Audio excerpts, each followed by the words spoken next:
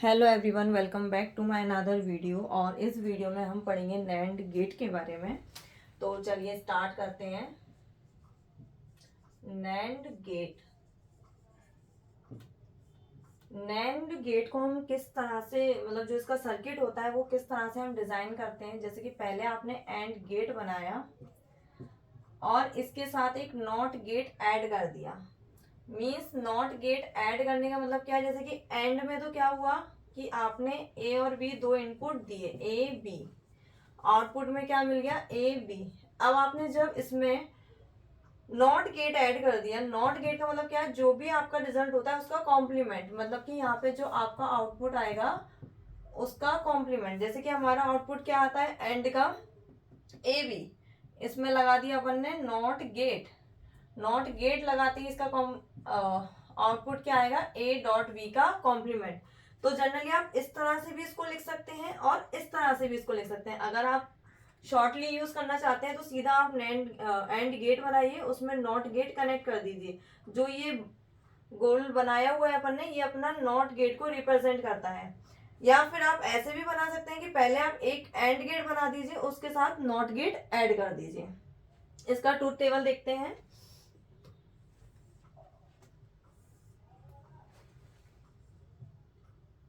पहले इनपुट,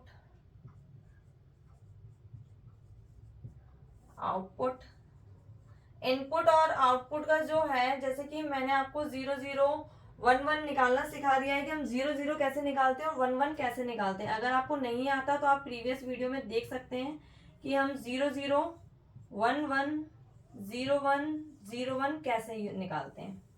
ठीक है। अब क्या होता है, जब हम एंड गेट पढ़ते हैं तो एंड गेट में क्या होता है कि जब हमारे दोनों ही सेम होते हैं तब हमारा वन होता है ना, मतलब कि दोनों ही 1 1 हो तभी हमारा वन होता है, अदरवाइज 0 होता है।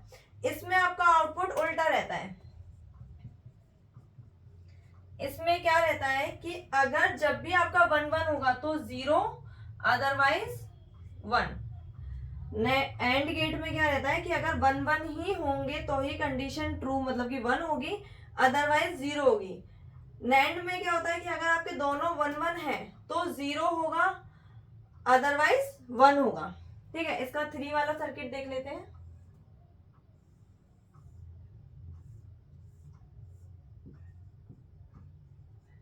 ए बी सी तीन लिए हुए, ठीक है। नॉट गेट लगा दिया तो क्या हो जाएगा, y equal to A B C का कॉम्प्लीमेंट। ट्रूथ टेबल कैसे डिजाइन करेंगे इसका भी मैंने बताया हुआ है कि 0 1 वाला जो सिस्टम है वो कैसे निकालते हैं। तो मैं अभी डायरेक्टली आपको बता देती हूँ। Input output. इनपुट में कितने नंबर हैं अपने पास, ए है, बी है, सी है। आउटपुट क्या होगा इसका, ए बी सी का कॉम्प्लीमेंट। जब 3 है तो 4 टाइम 0, 4 टाइम 1, यहाँ पे 2 टाइम 0, 2 टाइम 1, 2 टाइम 0, 2 टाइम 1, यहाँ पे 1 time 0, 1 time 1, 1 time 0, 1 time 1, 1 time 0, 1 time 1। अब इसका जो आउटपुट आएगा, तो आउटपुट में मैंने आपको क्या बताया कि सारे जब 1 1 होंगे तभी हमें 0 मिलेगा, मतलब कि सारे 1 1 तो यहाँ है तो ये हमारा 0 रहेगा, उसके अदरवाइज हमारा 1 रहेगा।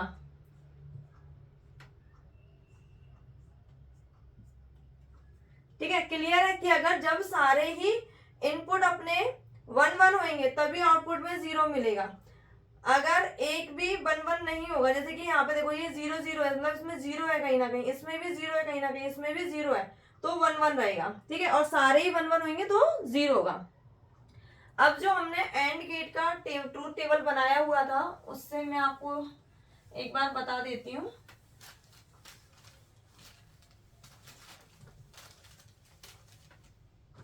एंड गेट में क्या था हमारा, ये हमारे इनपुट है और ये आउटपुट। अभी सिर्फ जो अपना 2 इनपुट वाला है उसी से क्लियर कर देती हूँ दोनों में कहाँ डिफरेंस आ रहा है। ठीक है। ए बी 0 0 1 1 0 1 0 1, अब जब अपन ने एंड गेट वाला पढ़ा था तो क्या पढ़ा था कि अगर दोनों ही 1 1 होंगे तो ही हमारा 1 होगा, अदरवाइज 0 होगा। ये हमारे एंड गेट में था कि अगर हमारे 1 1 होंगे तो ही हमारा 1 आउटपुट रहेगा, अदरवाइज 0 रहेगा। अब जो हमारा ये नैंड गेट वाला है, नैंड गेट में सिर्फ क्या हुआ है, जो हमारा y आउटपुट है उसका हमने कॉम्प्लीमेंट कर दिया है। कॉम्प्लीमेंट करने का मतलब कि जहां पे 0 है वहां 1 हो गया है और जहां पर 1 है वहां 0 हो गया है। सेम है, देखो 1 1 1 0। तो हम सिर्फ क्या कर रहे हैं, जो हमारा एंड गेट है उसका हम कॉम्प्लीमेंट निकाल रहे हैं, वही हमारा नैंड गेट है। तो इसमें आप कंफ्यूज मत होना कि नैंड गेट अलग से बनाए या एंड गेट अलग से बनाए।